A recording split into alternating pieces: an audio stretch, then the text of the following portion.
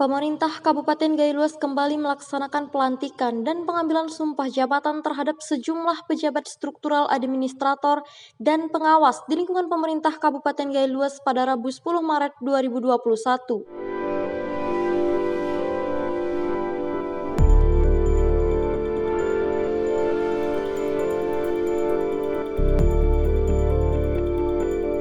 Pelantikan dan pengambilan sumpah jabatan dilaksanakan melalui 2 tahap. Untuk tahap pertama, dilantik sebanyak 46 pejabat struktural administrator dan pengawas di lingkungan pemerintah Kabupaten Gailuas bertempat di Setdakap Gailuas.